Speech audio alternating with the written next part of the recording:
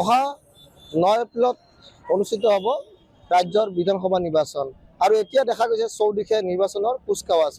মই বৰ্তমান উপস্থিত কামৰূপ জিলাৰ 30 নং হাজো শুৱালকুছি বিধানসভা সমষ্টিত আৰু এই বিধানসভা নিৰ্বাচনত হাজো শুৱালকুছিত প্ৰায় 1,94,081 গৰাকী ভোটাৰ আছে।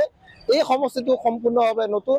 এই সমষ্টিত ৰাইজৰ ভোটাৰসকলে কি বিচাৰে তেওঁলোকৰ পৰা মনৰ কথা জানিম আৰু কি ক'ব নতুন সমষ্টি আৰু মাজত মাথো কেইটাদিন বাকি কেনেধৰণৰ প্ৰাৰ্থী বিচাৰে আপোনালোকে?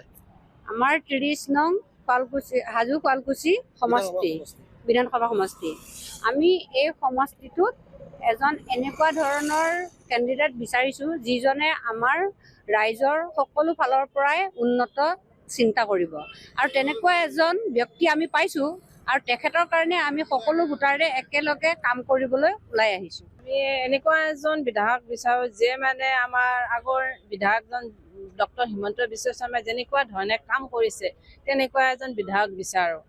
কাৰণ আৰু আমাৰ এতিয়া বৰ্তমান আৰু বহুত যুৱক যুৱতী কিছুমান নিবনুৱা সমস্যা আছে যাতে সেইবোৰ পূৰা কৰিব পাৰে।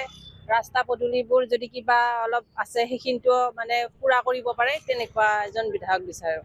প্ৰথম কথা কি যিহেতু নিৰ্বাচন সমাগত গতিকে আমি সম্পূৰ্ণ সাজু।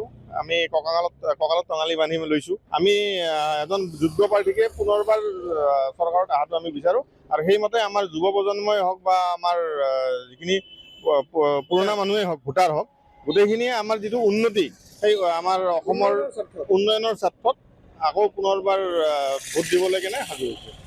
নিশ্চয়কৈ উন্নয়নৰ স্বাৰ্থত হাজো শুৱালকুছিৰ ভোটাৰসকল সাজু হৈছে অহা 9 এপ্ৰিলত হ'বলগীয়া বিধানসভা নিৰ্বাচনত। কিন্তু এটা কথা ক'বলৈ যে এই সমষ্টিটো সম্পূৰ্ণভাৱে নতুন, কিয়নো পূৰ্বৰ জালুকবাৰী সমষ্টিৰ একাংশ আৰু হাজো বিধানসভা সমষ্টিৰ একাংশ লগ লাগি ইয়াতে এইটো নতুন সমষ্টি হৈছে আৰু এই ভোটাৰসকলে উন্নয়নৰ স্বাৰ্থত ভোট দিবলৈ সাজু হৈছে।